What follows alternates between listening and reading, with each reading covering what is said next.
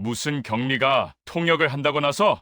복도 끝까지 울려 퍼지는 고함은 분명 사장의 목소리였습니다. 계산기를 든 채 굳어버린 건 바로 박미선, 57세 야간 격리였습니다. 프랑스 본사 임원들을 모신 자리에 끼어들어 짜증난다며 화를 냈지만 사장의 말 끝에는 믿기지 않는다는 기색이 가득 섞여 있었습니다. 미선은 그대로 서류철을 들고 회의실을 나가버릴지 아니면 이 수십억짜리 계약판 한가운데로 걸어 들어갈지 숨도 쉬지 못한 채 버티고 서 있었습니다. 참석자들 사이에서는 비웃음마저 새어나왔지만 그 누구도 앞으로 일어날 일들을 꿈에도 몰랐습니다. 사연 시작 전 구독과 좋아요를 눌러주시고 지금 어디에서 듣고 계신지 댓글로 남겨주시면 그곳까지 마음을 담아 행복 한가득 보내드리겠습니다. 이야기 시작합니다. 서울 강남의 대형 특급 호텔 그랜드 파라다이스. 새벽 2시 대부분의 객실 불이 꺼진 시간입니다. 하지만 지하 1층 회계팀 사무실에는 여전히 형광등 불빛이 환했습니다. 박미선은 책상 앞에 앉아 장부를 펼쳐놓고 있었습니다. 57세, 이 호텔에서 야간 격리로 일한 지 벌써 8년째였습니다. 하얀 블라우스에 검은 치마, 단정하게 묶은 머리. 얼핏 보면 평범한 중년 여성이었지만 그녀의 손놀림은 정확했습니다. 계산기를 두드리는 소리가 조용한 사무실에 울렸습니다. 틱, 틱, 틱. 숫자들이 화면에 떠올랐다 사라졌습니다. 이번 달 접대비가 또 맞지 않네. 미선은 작게 중얼거렸습니다. 장부를 다시 한번 확인했습니다. 외부 감사용 장부에는 1,200만 원으로 기재되어 있었지만 실제 영수증을 모두 합치면 800만 원이 조금 넘었습니다. 400만 원이 어디로 간 걸까요? 미선은 펜으로 그 부분을 동그라미 쳤습니다. 하지만 더 이상 파고들지 않았습니다. 야간 격리의 역할은 장부를 정리하는 것이지 의심하는 게 아니었으니까요. 책상 서랍을 열어 메모지를 꺼냈습니다. 그 순간 서랍 깊숙한 곳에서 낡은 엽서 한 장이 보였습니다. 파리 에펠탑이 그려진 엽서였습니다. 종이가 누렇게 변색되어 있었고 모서리가 달아 있었습니다. 미선은 그 엽서를 보며 잠시 멈췄습니다. 30년도 더 된 것이었습니다. 뒷면에는 희미하게 프랑스어로 적힌 글씨가 남아 있었습니다. 내 사랑, 내가 돌아올게. 하지만 그는 돌아오지 않았습니다. 미선은 엽서를 다시 서랍 깊숙이 밀어 넣었습니다. 과거는 과거였습니다. 지금은 새벽 2시 장부를 마무리해야 할 시간이었습니다. 손을 뻗어 커피잔을 들었습니다. 이미 식어버린 커피였지만 한 모금 마셨습니다. 그리고 다시 장부로 시선을 돌렸습니다. 왼손 약지에 작은 화상 흉터가 있었습니다. 동그란 모양이었습니다. 오래전 파리의 작은 호텔 주방에서 뜨거운 냄비를 잡다가 생긴 자국이었습니다. 세월이 지나도 지워지지 않았습니다. 미선은 무의식적으로 그 흉터를 문질렀습니다. 그리곤 다시 계산기를 두드렸습니다. 새벽 3시가 되자 사무실 문이 열렸습니다. 야간 보안 팀장이 순찰을 돌며 들어왔습니다. 박 과장님, 아직도 일하세요? 네, 거의 끝났어요. 미선은 고개를 들어 인사했습니다. 보안 팀장은 걱정스러운 표정을 지었습니다. 매일 이렇게 늦게까지 하시면 몸 상하셔요. 괜찮아요. 익숙해요. 미선이 미소 지으며 대답했습니다. 보안팀장은 더 이상 말하지 않고 나갔습니다. 다시 혼자 남았습니다. 미선은 마지막 페이지를 넘겼습니다. VIP 고객 접대비 항목이었습니다. 이 부분도 숫자가 이상했습니다. 하지만 미선은 그냥 장부를 닫았습니다. 의심하는 건 자신의 일이 아니었으니까요. 가방을 챙겨 사무실을 나왔습니다. 복도는 조용했습니다. 형광등 불빛만이 길게 늘어진 그림자를 만들었습니다. 엘리베이터를 타고 1층으로 갔습니다. 로비는 거의 비어 있었습니다. 야간 프런트 직원 2명만 카운터에 서 있었습니다.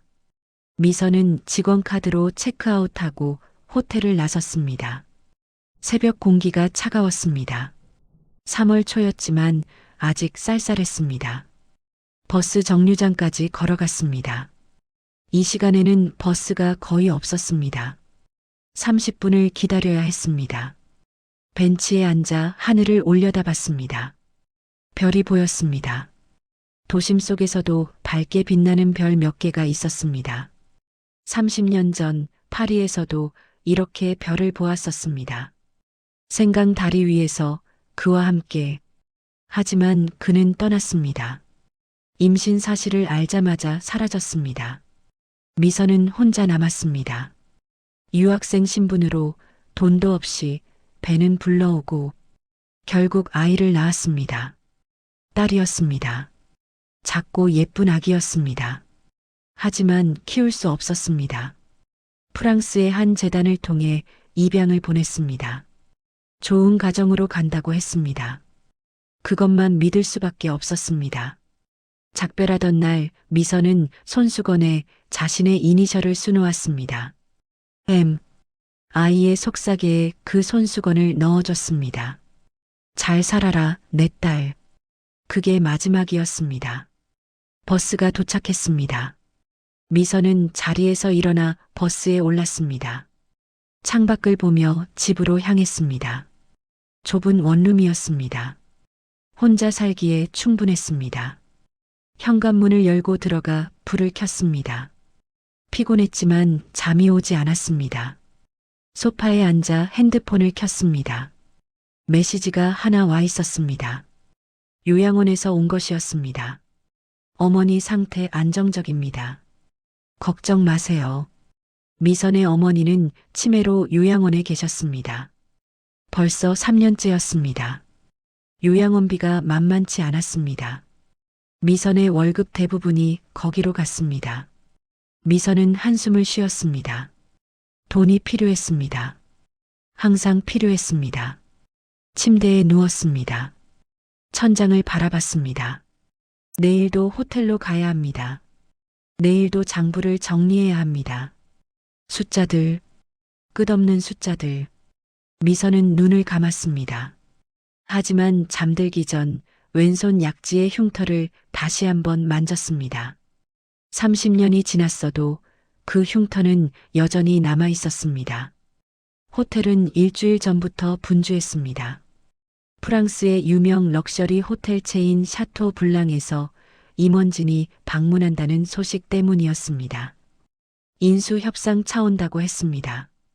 그랜드 파라다이스 호텔은 재정 상태가 좋지 않았습니다. 최근 몇 년간 적자가 계속됐습니다. 사장 윤태식은 프랑스 체인에 인수되는 것이 최선이라고 판단했습니다. 하지만 직원들은 불안했습니다. 인수되면 구조조정이 있을 거라는 소문이 돌았습니다. 미선도 그 소문을 들었습니다. 야간 격리 같은 자리는 제일 먼저 정리될 거라고들 했습니다. 하지만 미선은 담담했습니다. 어차피 평생 이 일을 할 생각은 없었으니까요. 어머니가 돌아가시면 그때는 조용한 곳으로 가고 싶었습니다. 회의 당일 호텔 로비는 긴장감으로 가득했습니다. 사장 윤태식이 정장을 말끔히 차려입고 로비에 서 있었습니다.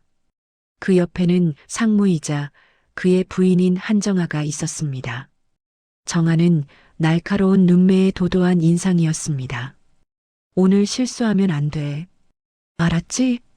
정아가 주변 직원들에게 날카롭게 말했습니다. 직원들은 고개를 끄덕이며 긴장한 표정을 지었습니다. 오전 10시 프랑스 임원진이 도착했습니다. 중년의 남성 3명과 젊은 여성 1명이었습니다. 여성은 30대 초반쯤 되어 보였습니다. 키가 크고 단정한 인상이었습니다. 검은 정장을 입고 서류 가방을 들고 있었습니다. 환영합니다. 샤토 블랑 여러분. 윤태식 사장이 악수를 청했습니다. 프랑스 임원진이 정중하게 악수를 받았습니다. 통역사가 그 사이에서 말을 옮겼습니다. 젊은 남성이었습니다. 긴장한 듯 땀을 흘리고 있었습니다. 일행은 회의실로 이동했습니다. 미선은 그 모습을 멀리서 지켜봤습니다. 아침 일찍 호출받아 회의실 준비를 돕습니다. 미선 씨, 회의 중에 커피랑 물 서빙 좀 해줘요. 총무팀장이 미선에게 부탁했습니다. 미선은 고개를 끄덕였습니다. 회의가 시작됐습니다. 미선은 복도에서 대기하며 귀를 기울였습니다. 처음에는 부드러운 분위기였습니다. 프랑스어와 한국어가 통역사를 통해 오갔습니다. 하지만 점점 목소리들이 날카로워졌습니다. 재무제표상 부채 비율이 너무 높습니다. 프랑스 측 대표가 지적했습니다. 통역사가 그 말을 옮겼습니다. 일시적인 현상입니다. 곧 회복될 것입니다. 윤태식 사장이 변명했습니다. 프랑스 대표가 다시 프랑스어로 말했습니다. 하지만 통역사가 버벅거렸습니다. 그러니까 재무 상태가. 통역사의 말이 끊겼습니다. 프랑스 대표가 인상을 찌푸렸습니다. 미선은 회의실 밖에서 그 대화를 듣고 있었습니다. 프랑스어가 또렷하게 들렸습니다. 이 정도 부실한 재무 구조로는 인수 자체가 불가능합니다. 더 구체적인 개선 방안을 제시하지 않으면 협상을 중단하겠습니다. 프랑스 대표가 명확하게 말했습니다. 하지만 통역사는 그 뉘앙스를 제대로 옮기지 못했습니다. 재무 부분에 대해 좀 더 설명해 주셨으면 합니다. 통역사가 애매하게 번역했습니다. 윤태식 사장이 답답한 듯 대답했습니다. 우리 호텔은 프리미엄 시장에서 안정적입니다. 걱정 안 하셔도 됩니다. 프랑스 대표의 표정이 더욱 굳어졌습니다. 그는 동료에게 프랑스어로 속삭였습니다. 이런 식으로는 대화가 안 되겠어. 시간 낭비야. 그냥 일어나는 게 낫겠어. 미선은 그 말을 또렷하게 알아들었습니다. 가슴이 두근거렸습니다. 프랑스 임원 한 명이 자리에서 일어났습니다. 오늘은 여기까지 하겠습니다. 통역사가 당황하며 그 말을 옮겼습니다. 윤태식 사장의 얼굴이 창백해졌습니다. 잠깐만요. 아직 다 설명드리지도 않았는데요. 하지만 프랑스 임원들은 이미 가방을 챙기고 있었습니다. 미선은 복도에 서서 망설였습니다. 들어가야 할까요? 아니면 그냥 모른 척 해야 할까요? 하지만 이대로 끝나면 안 된다는 생각이 들었습니다. 호텔이 망하면 직원들 모두가 일자리를 잃습니다. 미선도 동료들도. 미선은 떨리는 손으로 회의실 문을 노크했습니다. 실례합니다. 문을 열고 들어갔습니다. 모든 사람이 미선을 돌아봤습니다. 지금 뭐 하는 거야? 윤태식 사장이 화를 냈습니다. 하지만 미선은 이미 한 발 앞으로 나선 상태였습니다. 프랑스 대표를 향해 프랑스어로 말했습니다. 실례합니다. 방금 오해가 있었던 것 같습니다.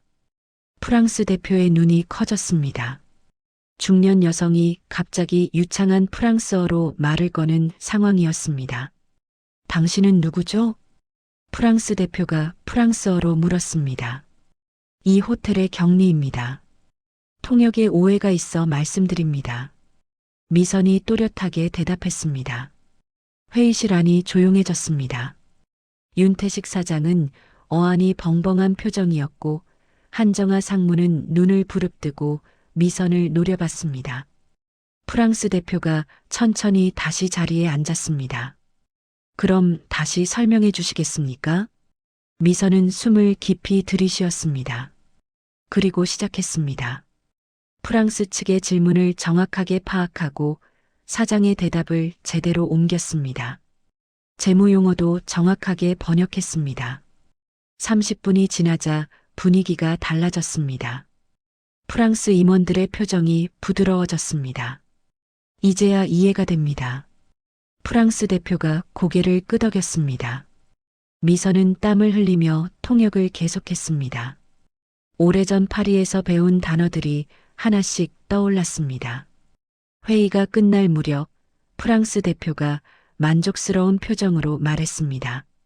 좋습니다. 다음 주에 재무팀을 보내 실사를 진행하겠습니다.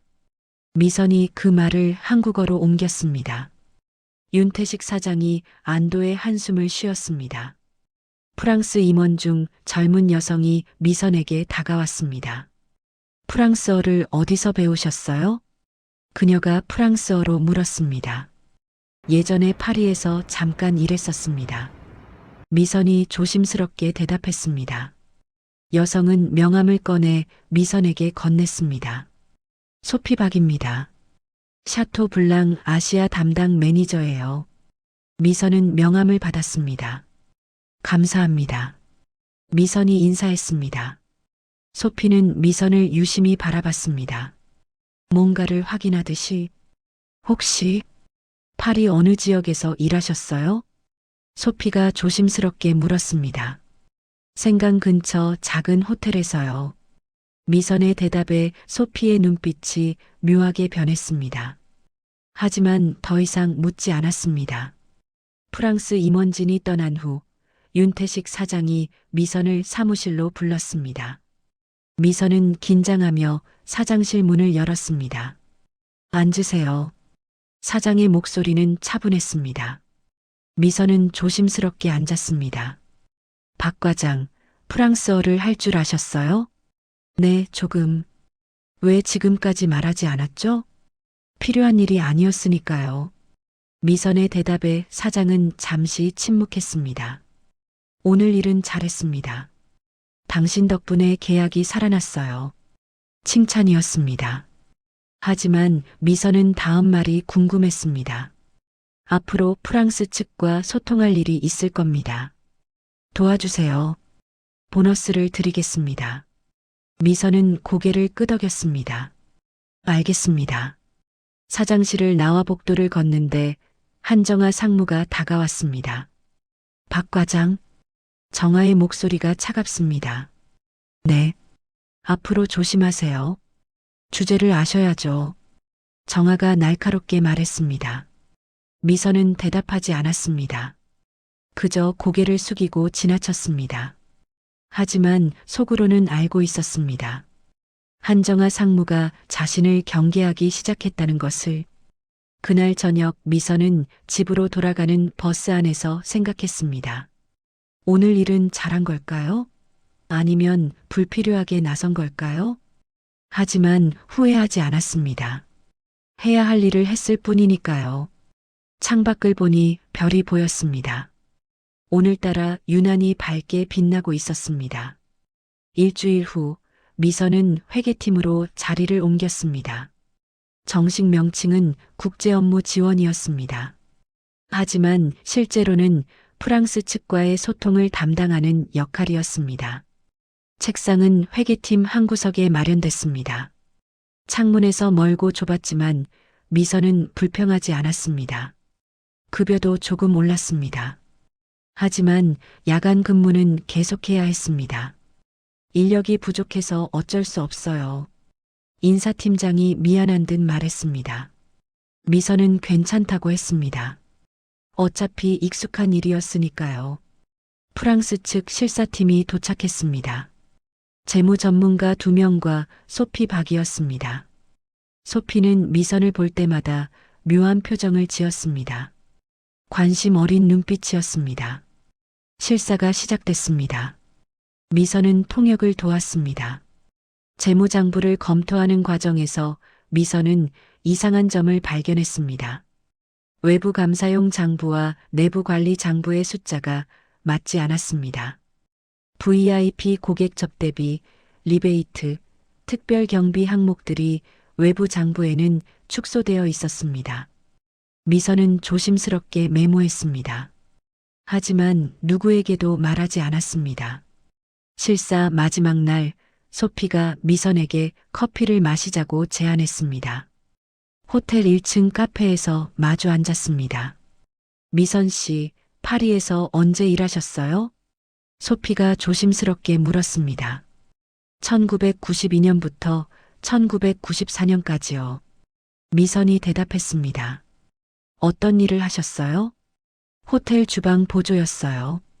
요리 유학을 왔다가 돈이 필요해서 일했죠. 미선의 말에 소피가 고개를 끄덕였습니다. 혹시 15구의 오텔 드라 센느에서 일하셨나요? 소피의 질문에 미선은 놀랐습니다. 네, 맞아요. 어떻게 아세요?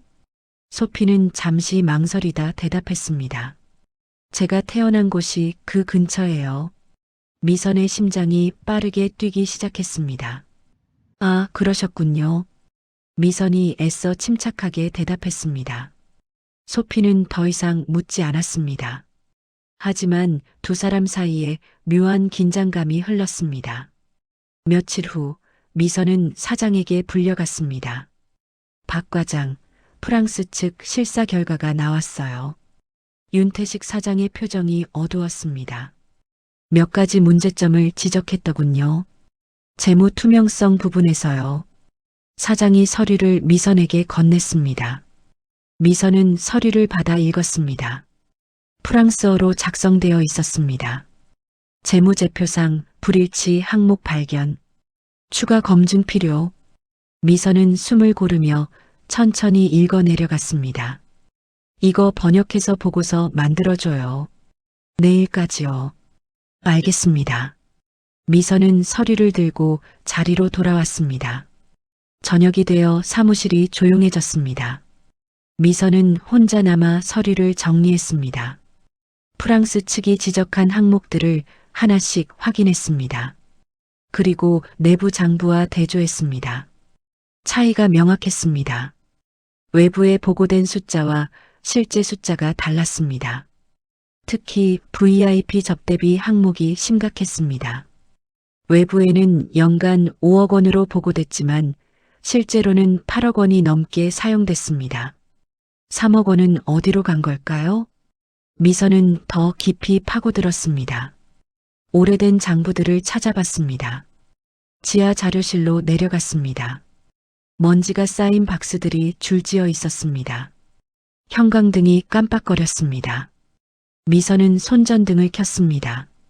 1990년대 후원 및 기부 기록이라고 적힌 박스를 발견했습니다. 박스를 열었습니다. 오래된 파일들이 빼곡했습니다. 그중 하나를 꺼내 펼쳤습니다. 프랑스 재단 마이너스 아동 복지 후원금. 미선의 손이 떨렸습니다.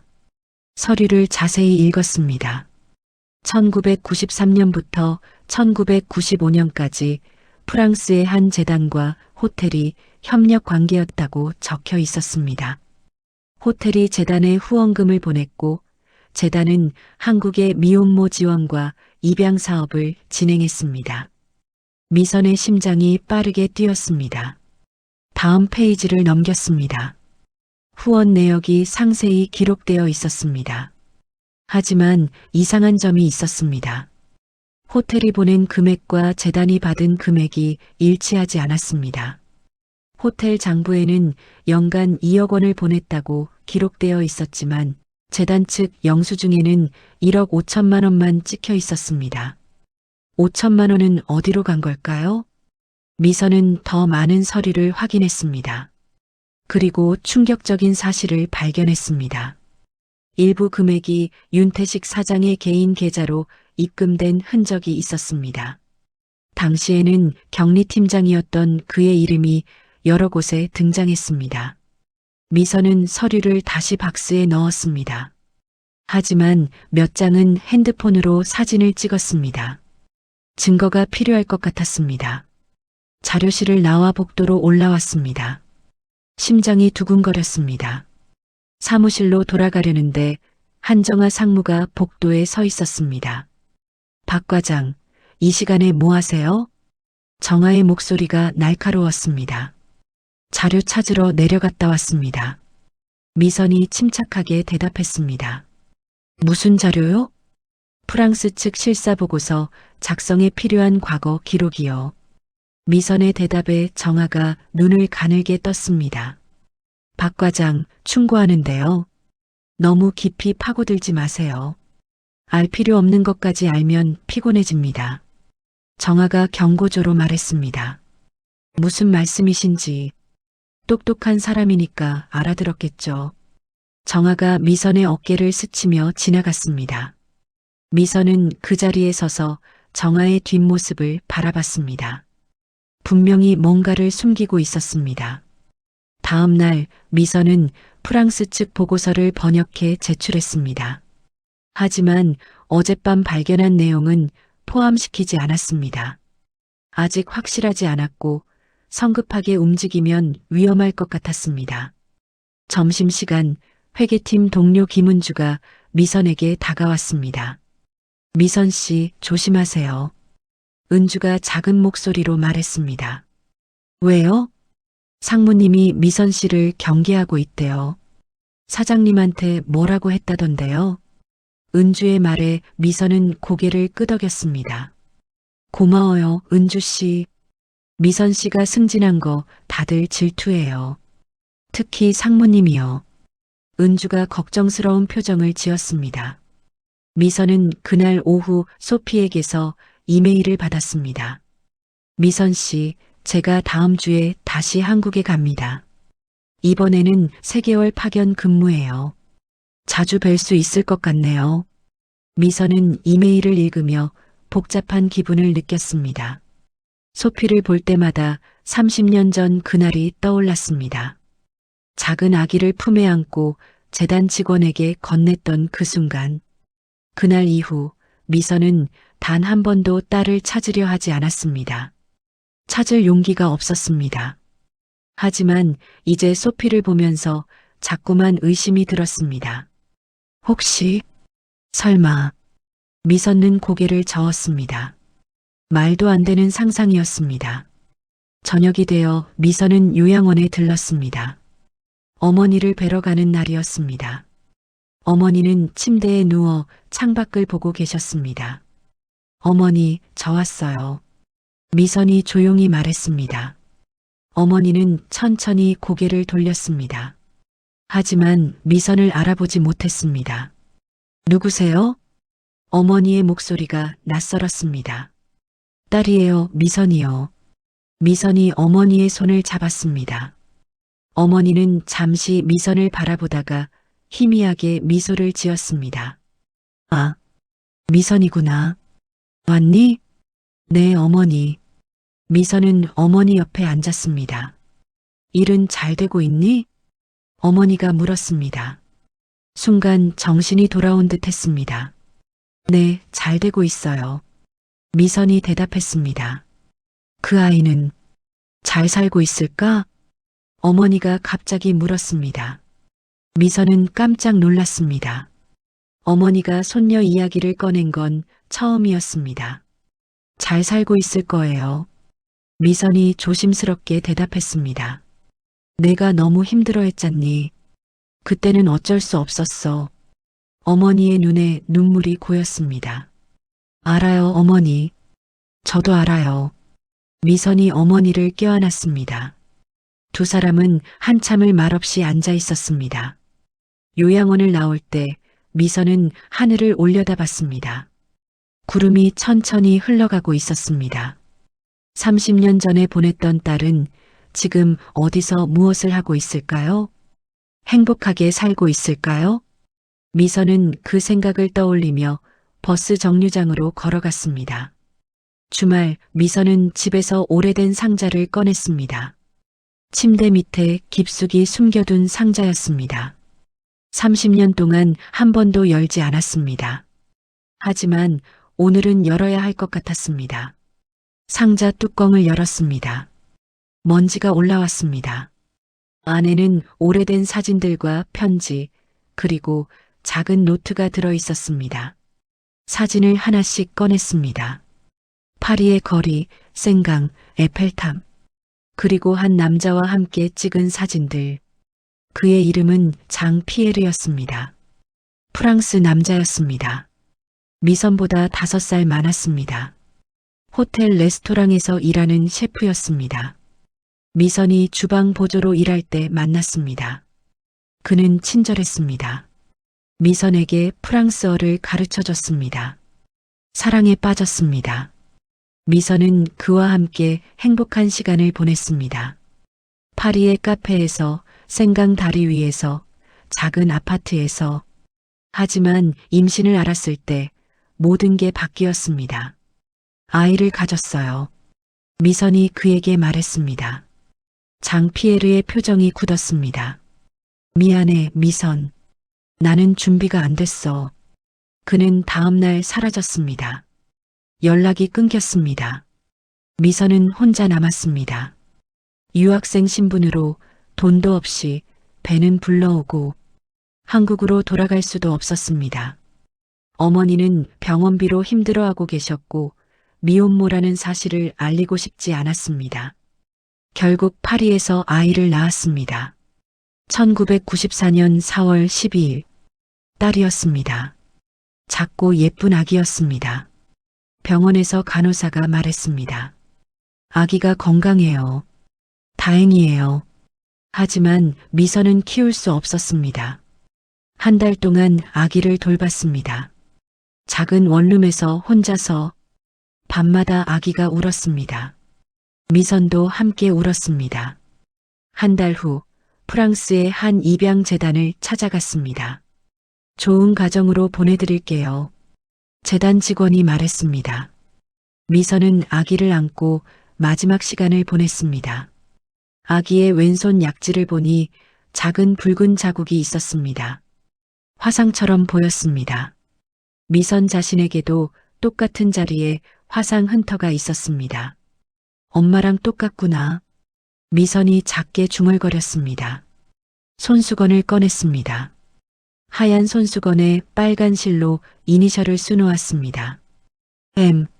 아기의 속삭이에 그 손수건을 넣어줬습니다. 잘 살아라, 내 딸. 엄마가 미안해. 그리고 아기를 재단 직원에게 건넸습니다. 아기는 울지 않았습니다. 조용히 미선을 바라봤습니다. 미선은 돌아섰습니다. 한 번도 뒤돌아보지 않았습니다. 뒤돌아보면 무너질 것 같았습니다. 그날 이후 미선은 한국으로 돌아왔습니다. 어머니에게는 유학이 끝났다고만 말했습니다. 딸을 낳았다는 사실은 숨겼습니다. 일자리를 찾았습니다. 호텔, 레스토랑, 어디든 일했습니다. 그러다 그랜드 파라다이스 호텔에 야간 격리로 들어왔습니다. 8년 전이었습니다. 조용히 살았습니다. 딸을 잊으려 애썼습니다. 하지만 잊을 수 없었습니다. 매년 4월 12일이 되면 미선은 케이크를 샀습니다. 작은 케이크, 혼자 촛불을 켜고 노래를 불렀습니다. 생일 축하해, 내 딸. 그리고 혼자 케이크를 먹었습니다. 올해도 4월 12일이 다가오고 있었습니다. 딸의 32번째 생일이었습니다. 미선은 상자 안에서 마지막 물건을 꺼냈습니다. 재단에서 받은 서류였습니다. 입양 확인서, 아동번호 FR-KR-1994-412, 입양 날짜 1994년 5월 15일, 입양 가정 프랑스 파리. 그게 전부였습니다. 이름도 주소도 없었습니다. 미선은 서류를 다시 상자에 넣었습니다. 그리고 상자를 닫았습니다. 과거는 과거였습니다. 하지만 소피 박을 볼 때마다 과거가 다시 떠올랐습니다. 나이도 비슷했습니다. 32세라고 했습니다. 파리에서 태어났다고 했습니다. 입양됐다는 느낌이 들었습니다. 한국 성을 가지고 있으면서도 프랑스 이름을 쓰고 있었습니다. 혹시, 설마, 미선은 고개를 저었습니다. 말도 안 되는 상상이었습니다. 세상이 그렇게 좁지 않았습니다. 하지만 마음 한구석에서는 계속 궁금해졌습니다. 다음 주 월요일 소피가 호텔에 도착했습니다. 3개월 파견 근무였습니다. 인수 협상을 마무리하고 통합 절차를 진행하기 위해서였습니다. 소피는 호텔 내에 사무실을 배정받았습니다. 미선의 책상 근처였습니다. 미선 씨, 앞으로 자주 뵐 것 같네요. 소피가 미소 지으며 말했습니다. 네, 잘 부탁드립니다. 미선이 정중하게 대답했습니다. 소피는 가방을 책상에 놓았습니다. 가방에 작은 손수건이 달려 있었습니다. 하얀 손수건이었습니다. 오래되어 보였습니다. 미선의 시선이 그 손수건에 멈췄습니다. 심장이 빠르게 뛰기 시작했습니다. 손수건 한쪽 구석에 빨간 실로 수놓인 이니셜이 보였습니다.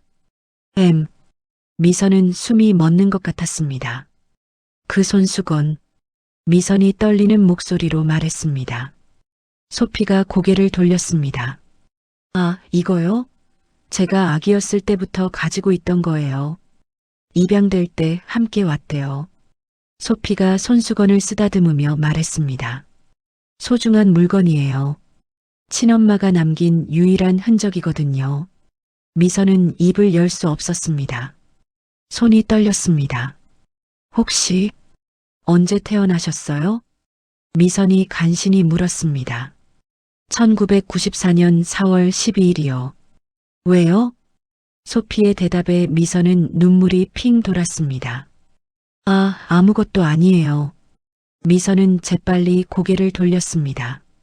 소피는 이상하다는 표정을 지었지만 더 이상 묻지 않았습니다. 미선은 화장실로 달려갔습니다.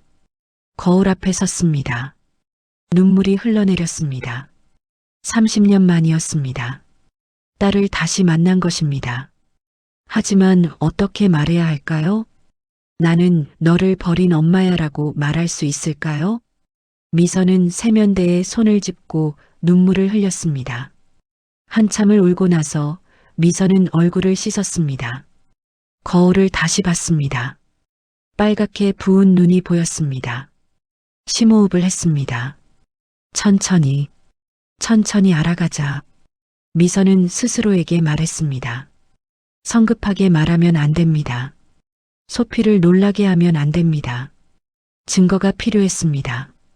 확실한 확인이 필요했습니다. 미선은 화장실을 나와 자리로 돌아왔습니다. 소피는 컴퓨터 앞에 앉아 일하고 있었습니다. 미선은 소피의 옆모습을 지켜봤습니다. 코와 턱선이 미선과 닮아 있었습니다. 손의 모양도 비슷했습니다. 그리고 왼손 약지. 소피가 펜을 들 때 미선은 보았습니다. 왼손 약지에 작은 붉은 자국이 있었습니다. 미선과 똑같은 자리에. 미선은 확신했습니다. 소피는 자신의 딸이었습니다.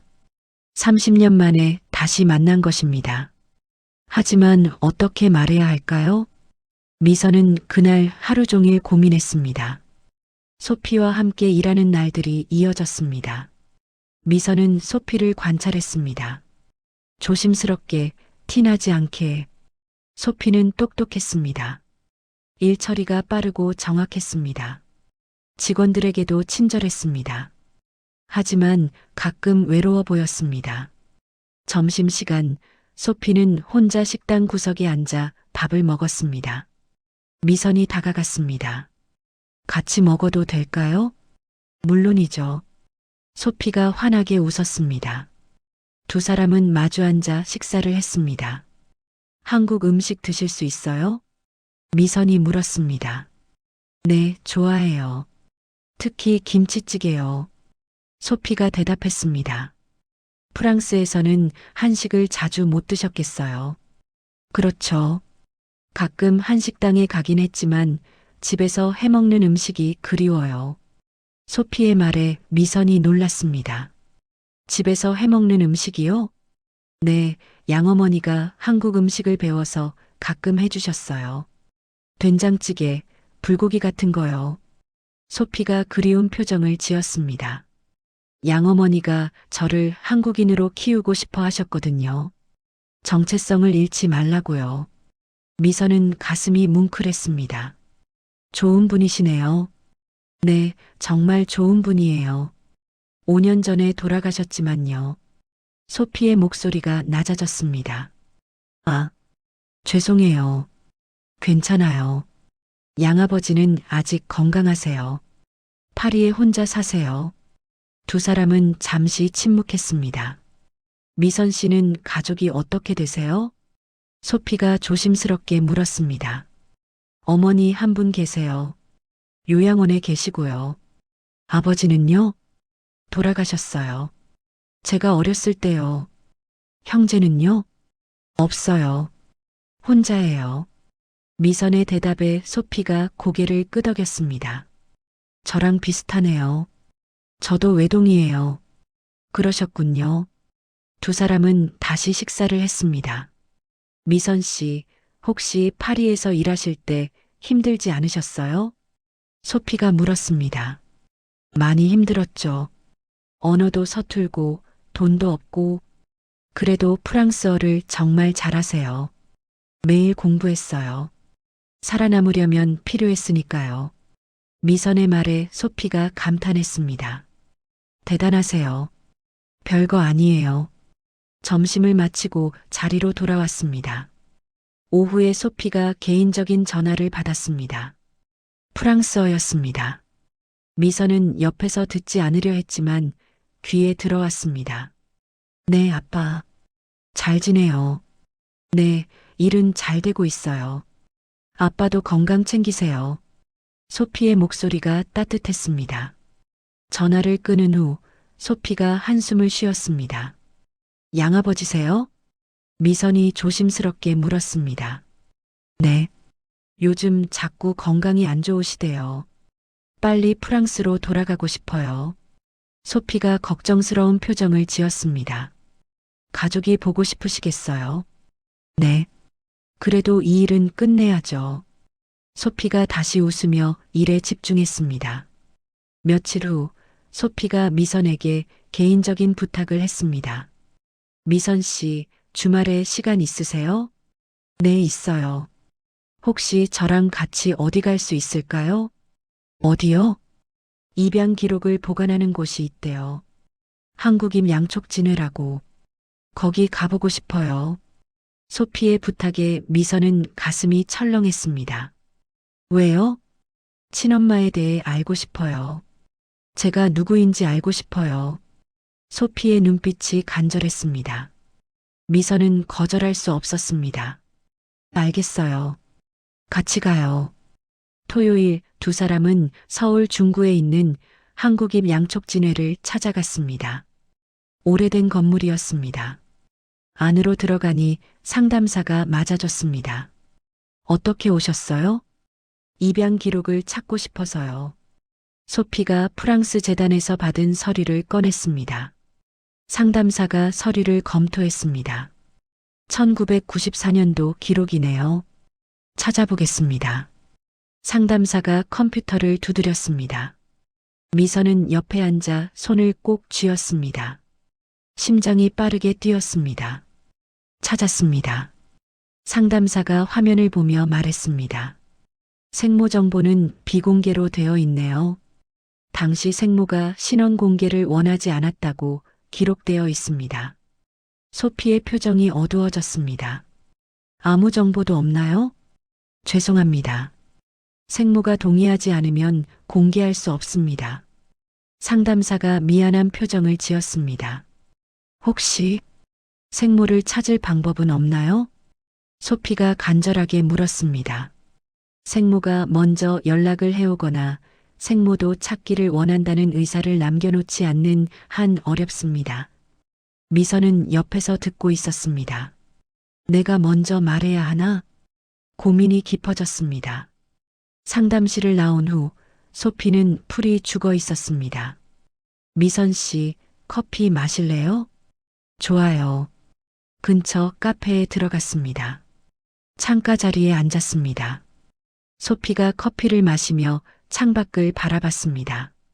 평생 궁금했어요. 저를 낳은 사람이 누구인지, 왜 저를 보냈는지. 소피의 목소리가 떨렸습니다. 양부모님은 정말 좋은 분들이었어요. 사랑도 많이 받았고요. 그래서 더 찾으면 안 된다고 생각했어요. 하지만 가끔 거울을 보면 궁금해요. 이 얼굴이 누구를 닮은 건지, 이 성격은 누구한테서 물려받은 건지. 소피가 미선을 바라봤습니다. 미선 씨는 부모님 닮으셨어요? 미선은 잠시 생각했습니다. 어머니를 닮았어요. 얼굴도 성격도. 부럽네요. 저는 닮은 사람이 없어요. 양부모님이랑도 전혀 안 닮았거든요. 소피가 쓸쓸하게 웃었습니다. 미선은 더 이상 참을 수 없었습니다. 소피 씨, 네, 혹시 생모가 당신 앞에 나타난다면 어떻게 하시겠어요? 미선의 질문에 소피가 잠시 생각했습니다. 모르겠어요. 화가 날 수도 있고, 이해할 수도 있고, 하지만 일단은 만나보고 싶어요. 왜 그런 선택을 했는지 듣고 싶어요. 원망하지는 않을까요? 원망보다는 궁금증이 더 커요. 그 사람도 힘들었을 거잖아요. 혼자 아이를 키울 수 없었을 테니까요. 소피의 대답에 미선은 눈물이 핑 돌았습니다. 왜 우세요? 소피가 걱정스럽게 물었습니다. 아니에요, 그냥. 당신이 이렇게 이해심이 깊어서 다행이라고 생각했어요. 미선이 눈물을 닦으며 말했습니다. 소피는 미선의 손을 잡았습니다. 미선 씨, 혹시 무슨 일 있으세요? 아니에요. 괜찮아요. 미선이 고개를 저었습니다. 하지만 마음속으로는 결심했습니다. 조금만 더 기다리자. 확실한 증거를 찾고 나서 말하자. 카페를 나와 두 사람은 거리를 걸었습니다. 두 사람은 천천히 걸으며 이야기를 나눴습니다. 미선 씨, 혹시 결혼은 안 하셨어요? 소피가 조심스럽게 물었습니다. 안 했어요. 왜요? 미선 씨 같은 분이면 인기 많으셨을 텐데요. 그냥 기회가 없었어요. 미선이 애매하게 대답했습니다. 사실은 달랐습니다. 결혼할 생각을 안 한 게 아니라 할 수 없었습니다. 딸을 버린 죄책감이 항상 마음 한구석에 있었습니다. 새로운 가정을 꾸릴 자격이 없다고 생각했습니다. 아이는요? 아이를 갖고 싶으셨어요? 소피의 질문에 미선은 가슴이 찢어지는 것 같았습니다. 예전에 한번, 네, 아무것도 아니에요. 미선이 재빨리 말을 돌렸습니다. 소피는 더 이상 묻지 않았습니다. 헤어지기 전 소피가 말했습니다. 미선 씨, 오늘 함께 가주셔서 정말 고마워요. 혼자였으면 많이 외로웠을 거예요. 천만에요. 저도 좋았어요. 다음에 또 같이 나가요. 맛있는 거 먹으러요. 좋아요. 두 사람은 헤어졌습니다. 집으로 돌아가는 길 미선은 생각했습니다. DNA 검사를 해야 하나? 하지만 소피 몰래 어떻게 검사를 할 수 있을까요? 머리가 복잡했습니다. 며칠이 지났습니다. 미선은 회계팀 동료 김은주에게 조심스럽게 물었습니다. 은주 씨, 혹시 DNA 검사 어디서 하는지 알아요? DNA 검사요? 왜요? 아, 그냥 친척 관계 확인하려고요. 아, 병원이나 전문 검사 기관에서 하던데요. 근데 본인 동의 없이는 안 될 거예요. 은주의 말에 미선은 고개를 끄덕였습니다. 역시 소피 몰래는 불가능했습니다. 그날 저녁 소피가 미선에게 메시지를 보냈습니다. 미선 씨, 내일 저녁에 시간 있으세요? 제가 요리해서 저녁 대접하고 싶어요. 미선은 답장을 보냈습니다. 좋아요. 어디로 갈까요? 제 임시 숙소로 오세요. 주소 보낼게요. 다음 날 저녁 미선은 소피의 숙소를 찾아갔습니다. 호텔 근처 오피스텔이었습니다. 초인종을 눌렀습니다. 들어오세요. 소피의 밝은 목소리가 들렸습니다. 문을 열고 들어가니 작은 원룸이었습니다. 하지만 깔끔하게 정리되어 있었습니다. 주방에서 요리 냄새가 났습니다. 무슨 요리예요? 불고기요. 양어머니가 가르쳐 주신 레시피예요. 소피가 앞치마를 두르고 요리하고 있었습니다. 미선은 소파에 앉아 소피를 바라봤습니다. 요리하는 모습이 너무 자연스러웠습니다. 내 딸이 저렇게 컸구나. 감회가 새로웠습니다. 도와드릴까요? 아니요, 거의 다 됐어요. 잠깐만 기다리세요. 잠시 후 식탁에 음식이 차려졌습니다. 불고기, 나물, 된장찌개, 밥. 맛있겠어요. 맛있으면 좋겠어요. 처음 한국 분께 해드리는 거라 긴장돼요. 두 사람은 마주 앉아 식사를 시작했습니다. 정말 맛있어요. 미선이 진심으로 말했습니다. 다행이에요. 소피가 환하게 웃었습니다. 식사를 하며 두 사람은 많은 이야기를 나눴습니다. 미선 씨는 파리에서 제일 기억에 남는 게 뭐예요? 소피의 질문에 미선은 잠시 생각했습니다. 생강이요. 밤에 생강을 걸으면 정말 아름다웠어요. 저도 생강을 좋아해요. 어렸을 때 양아버지랑 자주 산책했거든요. 그랬군요. 혹시 파리에서 사랑하는 사람 있으셨어요? 소피가 조심스럽게 물었습니다. 미선은 잠시 망설였습니다. 있었어요.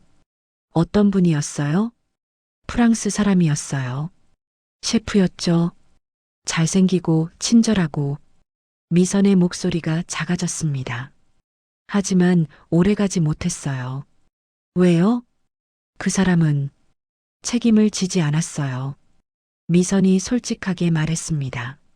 소피는 무언가를 눈치챈 듯 했습니다. 혹시? 응. 미선이 고개를 끄덕였습니다. 그 사람 아이를 임신했어요. 하지만 그 사람은 떠났죠. 소피의 표정이 복잡해졌습니다. 그 아이는 어떻게 됐어요? 미선은 소피를 똑바로 바라봤습니다. 이제 말할 때가 온 것 같았습니다. 입양 보냈어요. 침묵이 흘렀습니다. 소피의 손이 떨렸습니다. 언제요? 1994년 5월 15일. 소피가 숨을 멈췄습니다. 그날이 제가 입양된 날이에요. 미선은 눈물을 흘리기 시작했습니다. 알아요. 그럼, 응, 내가 너를 낳았어. 그리고 보냈어. 미선이 떨리는 목소리로 말했습니다. 소피는 자리에서 일어났습니다. 얼떨떨한 표정이었습니다. 정말, 정말요? 너는 내 딸이야. 미선도 일어나 소피에게 다가갔습니다. 이걸 봐. 미선이 핸드폰에서 사진을 꺼냈습니다. 30년 전 파리에서 찍은 사진. 미선이 아기를 안고 있는 사진. 이게 너야. 생후 한 달이었어. 소피가 사진을 자세히 봤습니다. 그리고 이것도. 미선이 자신의 왼손 약지를 보여줬습니다. 우리 둘 다 똑같은 곳에 화상 흔터가 있잖아. 소피도 자신의 왼손을 봤습니다. 정말 똑같은 위치에 똑같은 모양의 흔터가 있었습니다. 그리고 손수건. 미선이 가방에서 오래된 사진을 꺼냈습니다. 손수건을 수놓는 미선의 모습이 찍힌 사진. 이게 내가 그때 만든 손수건이야. 피는 내 이니셜이야. 소피는 자신의 가방에서 손수건을 꺼냈습니다. 30년 동안 소중히 간직해온 그 손수건. 두 손수건을 나란히 놓았습니다. 이니셜이 똑같았습니다. 진짜 엄마세요? 소피의 목소리가 떨렸습니다. 그래. 나는 너를 낳은 엄마야. 그리고 너를 버린 엄마야. 미선이 무릎을 꿇었습니다. 미안해. 정말 미안해. 어떻게 용서를 구해야 할지 모르겠어. 소피도 눈물을 흘렸습니다. 일어나세요. 일어나세요, 엄마. 소피가 미선을 일으켜 세웠습니다. 저, 화 안 나요. 뭐, 이해해요. 그때 상황이 얼마나 힘들었을지. 소피가 미선을 껴안았습니다. 고생 많으셨어요, 엄마. 미선은 소리내어 울었습니다. 30년 동안 참았던 눈물이 한꺼번에 쏟아졌습니다. 두 사람은 한참을 껴안고 울었습니다. 월요일 아침 미선과 소피는 함께 출근했습니다. 차 안에서 소피가 말했습니다. 엄마, 직장에서는 어떻게 부를까요? 일단은 미선 씨라고 불러. 아직 다른 사람들은 모르니까. 알겠어요. 그래도 마음속으로는 계속 엄마예요. 소피가 미선의 손을 꼭 잡았습니다. 호텔에 도착하자 긴장감이 감돌았습니다. 프랑스 본사에서 최종 실사단이 도착하는 날이었습니다.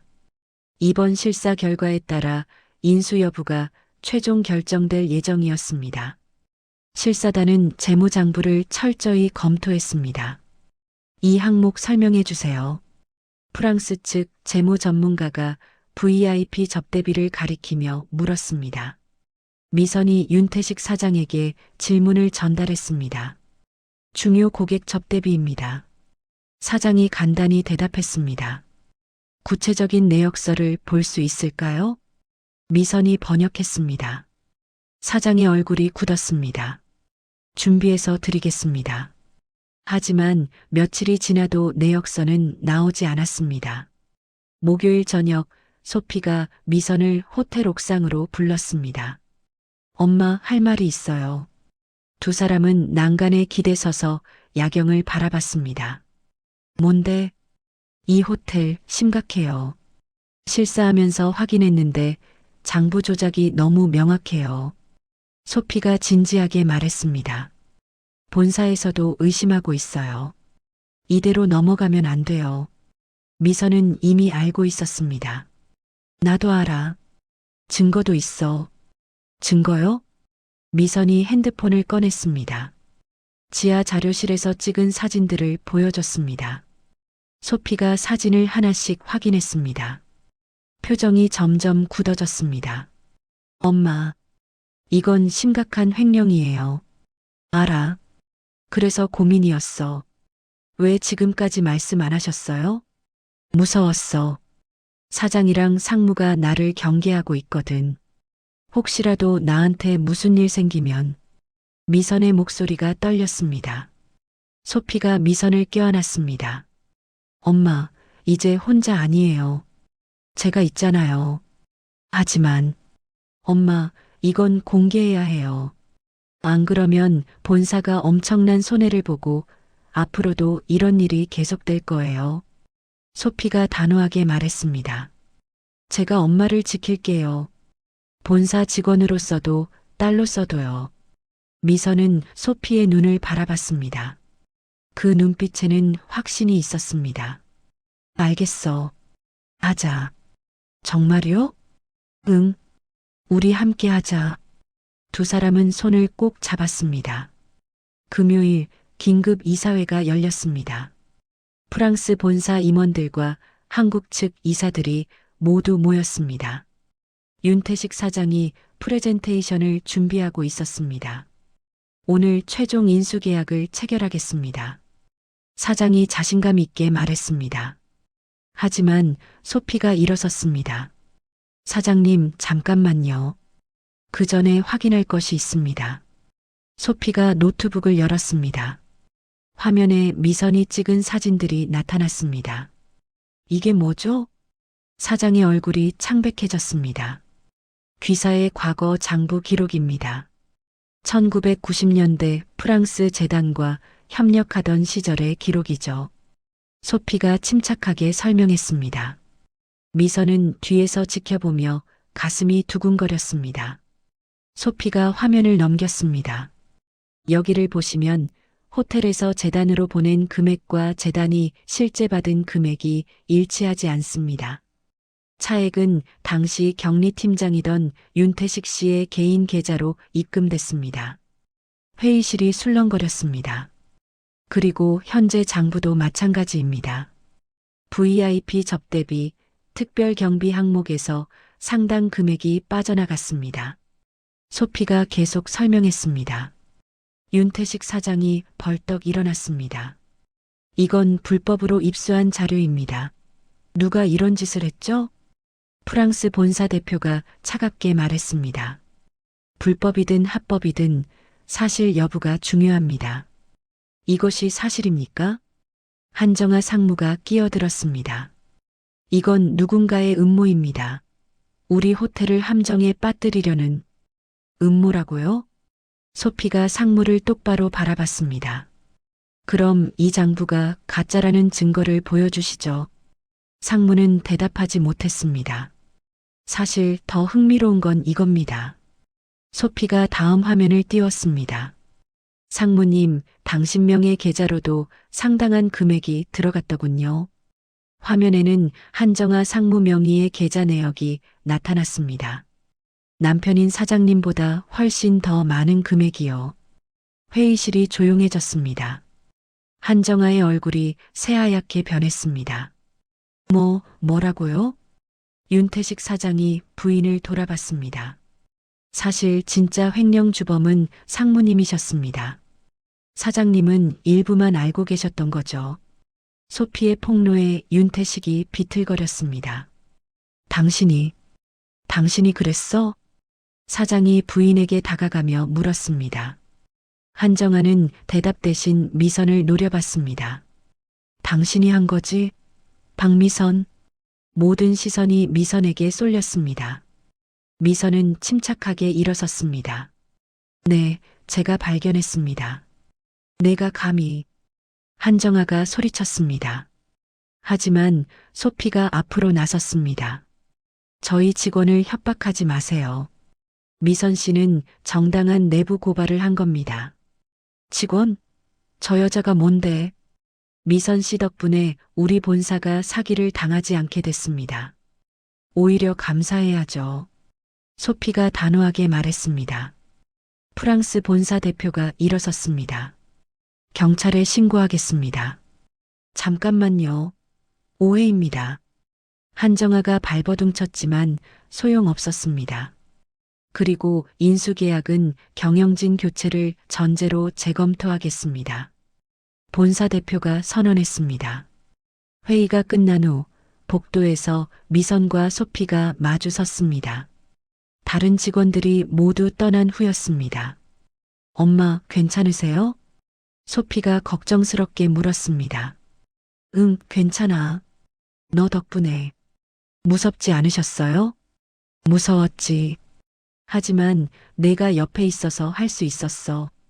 미선이 소피의 손을 잡았습니다. 우리 잘했죠? 응, 잘했어. 두 사람은 서로를 껴안았습니다. 그날 저녁 뉴스에 호텔 비리 사건이 보도됐습니다. 윤태식 사장과 한정아 상무가 경찰에 소환됐습니다. 미선은 소피와 함께 집에서 뉴스를 봤습니다. 엄마, 내일부터 어떻게 될까요? 모르겠어. 하지만 이제 숨길 건 없어. 직원들이 우리 관계 알게 되면 어떻게 하죠? 소피가 걱정스럽게 물었습니다. 언젠가는 알릴 거야. 하지만 아직은 좀 더 기다리자. 지금은 호텔 상황이 복잡하니까. 알겠어요. 소피가 미선의 어깨에 머리를 기댔습니다. 엄마, 오늘 정말 자랑스러웠어요. 나도 너 때문에 용기 낼 수 있었어. 우리 팀이네요. 그래, 우리는 팀이야. 두 사람은 손을 꼭 잡고 텔레비전을 봤습니다. 앞으로 어떤 일이 벌어질지 알 수 없었습니다. 하지만 이제 혼자가 아니었습니다. 서로가 있었습니다. 다음 날 호텔은 혼란스러웠습니다. 직원들은 불안해했습니다. 우리 호텔 어떻게 되는 거야? 사장님이 구속될 수도 있대. 구조조정 있는 거 아니야? 웅성거리는 소리가 곳곳에서 들렸습니다. 미선은 조용히 자리에 앉아 일했습니다. 몇몇 직원들이 미선을 쳐다봤습니다. 저 사람이 고발한 거래. 용감하긴 한데. 앞으로 괜찮으려나?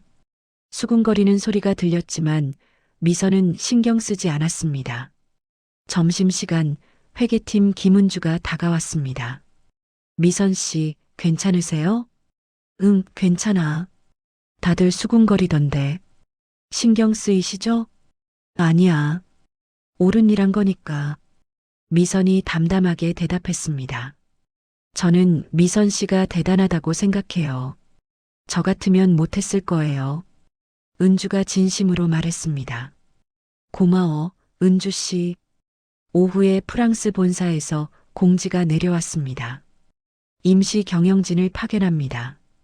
기존 경영진은 모두 직위 해제됩니다. 직원 여러분은 최대한 보호하겠습니다. 구조조정은 최소화할 것입니다. 직원들 사이에 안도의 한숨이 들렸습니다. 저녁 미선과 소피는 함께 퇴근했습니다. 엄마, 오늘 저녁 뭐 드시고 싶으세요? 된장찌개. 좋아요. 제가 만들어 드릴게요. 너무 무리하지 마. 괜찮아요. 엄마한테 해드리는 건 무리가 아니에요. 두 사람은 손을 잡고 주차장으로 걸어갔습니다. 30년 동안 헤어져 있었지만 이제는 함께였습니다. 앞으로 어떤 일이 생길지 몰랐습니다. 하지만 두렵지 않았습니다. 서로가 있으니까요. 주말 미선과 소피는 요양원을 찾았습니다. 할머니를 만나러 가는 날이었습니다. 차 안에서 소피가 긴장한 표정으로 말했습니다. 엄마, 긴장돼요. 괜찮아. 어머니는 좋은 분이야. 미선이 소피의 손을 꼭 잡았습니다. 할머니가 저를 좋아하실까요? 당연하지. 손녀인데. 혹시 기억 못하시면 어떡하죠? 치매가 심하시다고 하셨잖아요. 그래도 괜찮아. 우리가 함께 있는 게 중요한 거야. 요양원에 도착했습니다. 4층 건물이었습니다. 조용하고 깨끗했습니다. 엘리베이터를 타고 3층으로 올라갔습니다. 복도를 지나 307호 앞에 섰습니다. 미선이 노크했습니다. 어머니, 저 왔어요. 문을 열고 들어갔습니다. 어머니는 창가에 앉아 밖을 보고 계셨습니다. 하얀 머리, 작은 어깨, 70대 후반의 노인이었습니다. 어머니, 미선이 다가가며 조심스럽게 불렀습니다. 어머니가 천천히 고개를 돌렸습니다. 미선이구나. 왔니? 오늘은 정신이 맑은 날이었습니다. 네, 어머니. 그리고 미선이 소피를 어머니께 이끌었습니다. 이 아이는 제 딸이에요. 어머니는 소피를 유심히 바라봤습니다. 주름진 손이 떨렸습니다. 그리고 갑자기 눈물을 흘리기 시작했습니다. 어머니? 미선이 놀라 다가갔습니다. 아이고, 그 아이구나. 어머니가 떨리는 손으로 소피를 가리켰습니다. 네. 미선이가 프랑스에서 낳은 아이. 그 아이구나.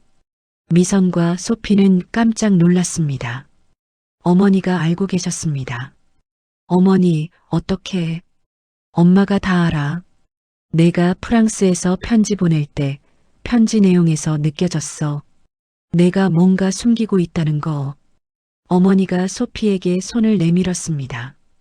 이리 와봐라, 아가. 소피가 조심스럽게 어머니 곁으로 갔습니다. 어머니가 소피의 손을 잡았습니다. 아이고, 이쁘게도 컸네. 정말 이쁘게 컸어. 어머니의 눈에서 눈물이 주르륵 흘러내렸습니다. 미안하다, 아가. 할머니가 너를 지켜주지 못해서. 소피도 눈물을 흘렸습니다. 아니에요, 할머니. 저는 행복했어요. 좋은 양부모님 만나서 잘 자랐어요. 그래. 다행이다. 정말 다행이야. 어머니가 소피의 손을 꼭 쥐었습니다. 할머니. 소피가 어머니를 껴안았습니다. 세 사람은 한참을 함께 울었습니다. 30년 만에 만난 가족이었습니다. 한참 후 감정이 가라앉았습니다. 어머니는 소피에게 여러 가지를 물었습니다. 프랑스에서 잘 살았니? 네, 할머니. 좋은 부모님 만나서 행복하게 자랐어요. 공부도 많이 했고, 네. 대학교도 나오고 지금은 회사에서 일해요. 우리 손녀가 대단하네. 어머니가 자랑스러운 표정을 지었습니다.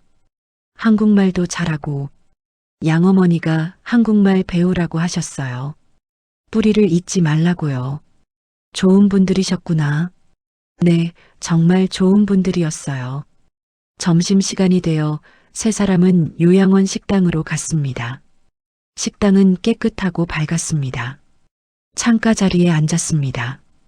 오늘 메뉴가 뭐예요? 미선이 메뉴판을 보며 물었습니다. 된장찌개, 불고기, 나물이래요. 어머니, 잘 드실 수 있겠어요? 그래, 오늘은 입맛이 있네. 어머니가 웃으며 대답했습니다. 식사가 나왔습니다. 어머니는 오랜만에 밥을 많이 드셨습니다. 할머니, 천천히 드세요. 소피가 어머니 옆에서 물을 따라드렸습니다. 고맙다, 아가. 천만에요. 식사를 마치고 정원을 산책했습니다. 어머니는 두 사람의 손을 꼭 잡고 걸었습니다. 한 발 한 발 천천히. 미선아. 네, 어머니. 이제 너도 행복해질 수 있겠구나. 어머니의 말에 미선은 눈물이 핑 돌았습니다. 네, 어머니. 이제 행복해질 수 있을 것 같아요. 손녀도 찾고 마음의 짐도 내려놓고. 네. 어머니가 소피를 바라봤습니다. 소피야. 네, 할머니. 자주 와라, 아가. 할머니가 오래 못 버틸 것 같으니까 자주 보자. 할머니, 무슨 말씀이세요? 오래오래 사셔야죠. 소피가 어머니의 팔을 꼭 잡았습니다. 아니야. 할머니 나이가 이제 많아. 언제 갈지 모르지. 그래도 괜찮아. 오늘 너를 만나서 할머니는 이미 충분해. 이제 여한이 없어. 어머니가 평화로운 표정을 지었습니다. 벤치에 앉아 세 사람은 한참을 이야기했습니다. 과거 이야기, 현재 이야기, 그리고 미래 이야기. 시간이 빠르게 흘렀습니다. 헤어질 시간이 되었습니다. 어머니가 소피에게 말했습니다.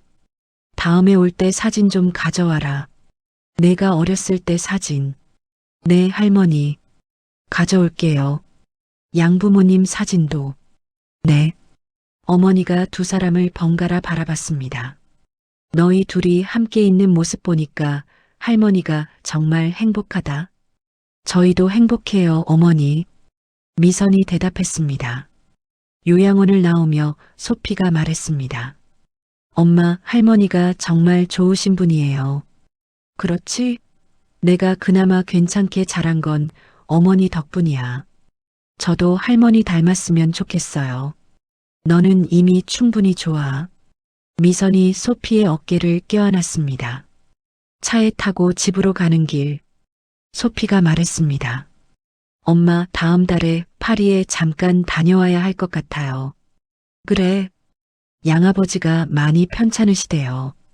뵙고 와야 할 것 같아요. 그럼 다녀와. 당연히 가야지. 엄마도 같이 가실래요? 소피의 제안에 미선은 놀랐습니다. 나도? 네. 양아버지께 엄마 소개해드리고 싶어요. 미선은 잠시 망설였습니다. 30년 만에 파리로 돌아가는 것이었습니다. 괜찮을까? 왜요? 내가 너를 버린 사람인데 양아버지가 좋게 생각하실까? 엄마, 걱정 마세요. 양아버지는 이해심이 많으신 분이에요. 그래도 엄마가 없었으면 저도 없었잖아요. 양아버지도 그걸 아세요. 소피가 미선의 손을 잡았습니다. 같이 가요. 제발이요. 미선은 소피의 간절한 눈빛을 보고 고개를 끄덕였습니다. 알겠어. 같이 가자. 정말요? 좋아요. 소피가 환하게 웃었습니다. 그날 저녁 미선은 혼자 앉아 생각했습니다. 30년 만에 파리로 돌아간다. 그때 그곳에서 아이를 낳고 보냈던 그곳. 어떤 기분일까? 무섭기도 했지만 동시에 기대도 됐습니다. 소피와 함께 가니까요. 이번에는 혼자가 아니니까요. 2주 후 출국 준비를 시작했습니다. 호텔에서는 임시 경영진이 업무를 안정화시켰습니다. 미선은 일주일 휴가를 받았습니다. 엄마, 짐은 많이 안 가져가셔도 돼요. 파리에서 사면 되니까. 그래도 필요한 건 챙겨야지. 여권은요? 여기 있어. 약은요? 챙겼어. 두 사람은 함께 짐을 쌌습니다. 출국 전날 밤 미선은 잠이 오지 않았습니다. 30년 만에 돌아가는 파리. 많은 것이 바뀌었을 것입니다. 하지만 기억은 여전히 생생했습니다. 다음 날 오전 인천공항으로 향했습니다. 출국장에서 소피가 물었습니다. 엄마, 떨려요? 응, 조금. 괜찮아요. 제가 옆에 있잖아요. 그래, 내가 있어서 다행이야. 비행기에 올랐습니다. 12시간의 긴 비행이 시작됐습니다. 미선은 창밖을 보며 생각에 잠겼습니다. 소피는 옆에서 잠들어 있었습니다. 미선은 조용히 소피의 손을 잡았습니다. 내 딸이구나. 아직도 믿기지 않았습니다. 30년 만에 다시 만난 딸. 그것도 이렇게 훌륭하게 자라서 눈물이 흘렀습니다. 이번에는 행복의 눈물이었습니다. 12시간 후 비행기가 샤를 드골 공항에 착륙했습니다. 프랑스 땅. 미선은 30년 만에 다시 이곳에 발을 디뎠습니다. 엄마 어때요? 기분이? 소피가 물었습니다. 이상해. 낯설면서도 익숙해. 미선이 주변을 둘러보며 말했습니다. 공항을 빠져나와 택시를 탔습니다. 시복으로 가주세요. 소피가 프랑스어로 말했습니다.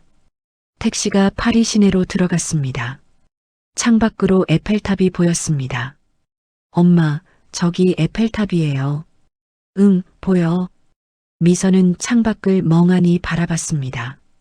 30년 전에도 이 길을 지나갔었습니다. 임신한 몸으로 혼자서 너무 많은 것이 바뀌었습니다. 소피의 양아버지는 파리 15구의 작은 아파트에 살고 있었습니다. 5층짜리 오래된 건물이었습니다. 엘리베이터를 타고 3층으로 올라갔습니다. 초인종을 눌렀습니다. 문이 열렸습니다. 70대 중반쯤 되어 보이는 노신사가 나타났습니다. 머리는 희끗희끗했지만 눈빛은 온화했습니다. 소피, 파퍼. 소피가 아버지를 껴안았습니다. 두 사람은 한참을 껴안고 있었습니다. 이분이 소피가 말한 그분이시군요. 자크가 미선을 바라봤습니다. 네, 저는 박미선이라고 합니다. 미선이 프랑스어로 정중하게 인사했습니다. 반갑습니다. 자크라고 부르세요. 자크가 악수를 청했습니다. 미선은 떨리는 손으로 악수를 받았습니다. 들어오세요. 거실로 들어갔습니다. 아담하지만 깨끗한 공간이었습니다. 벽에는 소피의 사진들이 가득했습니다. 어렸을 때부터 지금까지. 앉으세요. 세 사람은 소파에 앉았습니다. 자크가 차를 내왔습니다. 소피를 낳아주셔서 감사합니다. 자크가 먼저 말을 꺼냈습니다. 미선은 당황했습니다. 아니에요. 제가 감사해야죠. 왜요? 소피를 이렇게 훌륭하게 키워주셔서요. 저는 아무것도 못했어요. 미선의 목소리가 떨렸습니다. 당신은 생명을 주셨어요. 그게 가장 큰 선물이죠. 자크가 따뜻하게 말했습니다. 소피는 우리 부부의 축복이었어요. 아이를 가질 수 없었던 우리에게 온 기적이었죠. 자크의 눈에 눈물이 고였습니다. 아내가 살아계셨다면 당신을 꼭 만나보고 싶어 했을 거예요. 양어머니는 언제? 미선이 조심스럽게 물었습니다. 5년 전이에요. 암이었어요. 자크가 슬픈 표정을 지었습니다. 마지막까지 소피 걱정만 했어요. 친엄마를 찾을 수 있을까? 외롭지 않을까? 할머니. 소피도 눈물을 흘렸습니다. 미선 씨, 저는 당신을 원망하지 않아요. 당신도 피해자였을 테니까요. 자크의 말에 미선은 고개를 들지 못했습니다. 고맙습니다. 정말, 정말 감사합니다. 미선이 떨리는 목소리로 말했습니다. 세 사람은 한참을 이야기했습니다. 소피의 어린 시절 이야기, 학창 시절 이야기, 미선은 처음 듣는 이야기들이었습니다. 자신이 함께하지 못한 30년. 하지만 소피는 행복하게 자랐습니다. 그것으로 충분했습니다. 저녁이 되어 자크가 식사를 준비했습니다.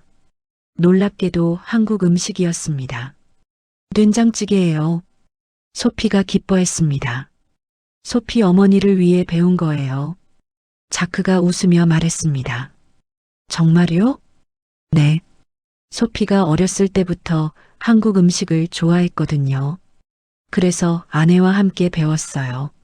미선은 감동했습니다. 식탁에 음식이 차려졌습니다. 된장찌개, 불고기, 나물, 김치. 정말 한국 음식이네요. 맛은 어떨지 모르겠어요. 먹어볼게요. 미선이 된장찌개를 한 숟가락 떴습니다. 맛있어요. 정말요? 네, 정말 맛있어요. 세 사람은 둘러앉아 식사를 했습니다. 미선 씨, 소피가 어렸을 때 정말 귀여웠어요. 자크가 웃으며 말했습니다. 어떤 아이였어요? 밝고 활발했어요. 호기심도 많고, 그랬군요. 한국어도 배우고 싶다고 해서 선생님도 모셨어요. 정말요? 네. 소피는 항상 뿌리를 궁금해했어요. 자신이 어디서 왔는지. 자크의 말에 소피가 고개를 끄덕였습니다. 저는 항상 궁금했어요. 저를 낳은 사람이 어떤 사람일까? 이제 알았잖아. 미선이 소피의 손을 잡았습니다. 네, 이제 알았어요. 식사를 마치고 자크가 앨범을 꺼냈습니다. 소피 사진 보여드릴게요. 앨범을 펼쳤습니다. 아기였을 때 소피, 유치원 다닐 때 소피, 초등학생 소피, 중학생, 고등학생, 대학생. 미선은 한 장 한 장 넘기며 눈물을 흘렸습니다. 이렇게 컸구나. 네, 이렇게 컸어요. 소피도 옆에서 함께 봤습니다. 엄마, 저 귀엽죠? 응, 정말 귀여워. 밤이 깊어갔습니다. 자크가 말했습니다. 오늘은 피곤하실 테니 일찍 쉬세요. 내일 파리 구경시켜 드릴게요. 감사합니다. 소피와 미선은 게스트룸에서 잤습니다. 작은 방이었지만 아늑했습니다. 침대에 나란히 누워 두 사람은 이야기를 나눴습니다. 엄마, 양아버지 좋으시죠? 응, 정말 좋으신 분이야. 다행이에요. 너를 이렇게 키워주셔서 정말 감사해. 엄마도 고생 많으셨어요. 아니야. 난 아무것도 안 했어. 아니에요. 엄마가 저를 낳아주셨잖아요. 소피가 미선을 껴안았습니다. 사랑해요, 엄마. 나도 사랑해, 딸. 다음 날 자크와 소피가 미선을 파리 곳곳으로 안내했습니다. 에펠탑, 생강, 노트르담 대성당, 루브르 박물관. 엄마, 여기 처음이에요? 아니, 예전에 와봤어. 언제요? 30년 전에. 미선은 생강변을 걸으며 옛 기억을 떠올렸습니다. 그때도 이렇게 걸었었습니다. 혼자서 배가 불러온 채. 여기 엄마가 일하셨던 곳 근처 아니에요? 소피가 15구의 작은 거리를 가리켰습니다. 맞아. 저기 모퉁이에 호텔이 있었어. 미선이 가리켰습니다. 세 사람은 그 거리를 천천히 걸었습니다. 엄마가 여기서 저를 낳으셨구나. 그래. 이 동네 작은 병원에서. 그 병원 아직 있어요? 모르겠어. 한번 가볼까? 세 사람은 병원을 찾아갔습니다. 다행히 아직 그 자리에 있었습니다. 여기서 저를 낳으셨어요? 응. 미선은 병원 앞에 서서 30년 전을 떠올렸습니다. 혼자 진통을 겪었던 그날. 아무도 없이 아기를 낳았던 그 밤. 힘드셨겠어요. 소피가 미선의 손을 잡았습니다. 힘들었지. 하지만 너를 처음 봤을 때 모든 게 괜찮아진 것 같았어. 저도 엄마를 만나서 모든 게 괜찮아졌어요. 두 사람은 서로를 껴안았습니다. 파리의 거리 한복판에서 일주일이 빠르게 지나갔습니다. 한국으로 돌아가는 날이 왔습니다. 자크가 공항까지 배웅 나왔습니다. 다시 오세요, 미선 씨. 이제 가족이니까요. 감사합니다. 꼭 다시 올게요. 자크가 소피를 껴안았습니다. 소피야, 행복해라. 이제 진짜 엄마도 찾았으니까. 네, 파파. 사랑해요. 나도 사랑한다. 비행기가 이륙했습니다. 창밖으로 파리가 점점 멀어졌습니다. 잘 다녀왔어요, 엄마. 응, 정말 좋았어. 저도요. 양아버지랑 엄마를 만나게 해드릴 수 있어서 정말 행복했어요. 나도 행복했어. 두 사람은 손을 꼭 잡았습니다. 12시간 후 인천공항에 도착했습니다. 한국의 공기가 두 사람을 맞았습니다. 집이네요. 소피가 말했습니다. 그래, 이제 여기가 너의 집이야. 미선이 대답했습니다. 다음 날부터 두 사람은 다시 호텔로 출근했습니다. 호텔은 많이 안정되어 있었습니다. 프랑스 본사에서 파견한 새로운 경영진이 투명하게 운영하고 있었습니다. 직원들의 표정도 밝아졌습니다. 미선 씨, 잘 다녀오셨어요? 동료들이 인사했습니다. 네, 잘 다녀왔어요. 한 달이 지났습니다. 호텔 임직원 회의가 열렸습니다. 새로운 총지배인이 발표했습니다. 박미선 씨를 윤리경영실장으로 임명합니다. 박수가 터졌습니다. 그리고 소피 박 씨를 한국지사 부지사장으로 임명합니다. 또 박수가 터졌습니다. 회의가 끝난 후 미선과 소피는 복도에서 마주 섰습니다. 엄마, 축하해요. 너도 축하해. 이제 진짜 새로운 시작이네요. 그러게. 두 사람은 웃으며 사무실로 돌아갔습니다. 어느 날 요양원에서 전화가 왔습니다. 어머님 상태가 안 좋으십니다. 빨리 오세요. 미선과 소피는 급히 요양원으로 달려갔습니다. 어머니는 침대에 누워 계셨습니다. 호흡이 약했습니다. 어머니. 미선이 어머니의 손을 잡았습니다. 어머니가 천천히 눈을 떴습니다. 미선이. 왔니? 네, 어머니. 소피도 왔어요. 소피도 반대편에서 어머니의 손을 잡았습니다. 할머니, 저예요. 아이고, 우리 손녀. 어머니가 희미하게 웃었습니다. 고맙다. 너희 덕분에. 행복했어? 어머니, 그런 말씀 마세요. 괜찮아. 이제 갈 때가 됐어. 어머니의 목소리가 점점 작아졌습니다. 엄마한테 부탁이 하나 있어. 네, 어머니. 행복하게 살아라. 이제 너도 행복할 자격이 있어. 네, 어머니. 미선의 눈에서 눈물이 흘렀습니다. 어머니가 소피를 바라봤습니다. 소피야. 네, 할머니. 엄마 잘 모시거라. 네, 할머니. 약속할게요. 어머니는 두 사람을 번갈아 보며 미소 지었습니다. 그리고 천천히 눈을 감았습니다. 어머니. 미선이 어머니를 불렀지만 대답이 없었습니다. 어머니는 평화롭게 가셨습니다. 장례식은 조용하게 치러졌습니다. 호텔 동료들, 요양원 직원들이 찾아왔습니다. 자크도 프랑스에서 날아왔습니다. 할머니가 행복하게 가셨어요. 소피가 미선을 위로했습니다. 그래, 엄마는 마지막에 행복하셨어. 미선이 고개를 끄덕였습니다. 3일장을 마치고 평소 어머니가 좋아하시던 산에 모셨습니다. 묘비에는 간단한 글귀만 새겼습니다. 사랑하는 어머니, 영면하소서. 시간이 흘렀습니다. 계절이 바뀌었습니다. 호텔은 완전히 안정을 찾았습니다.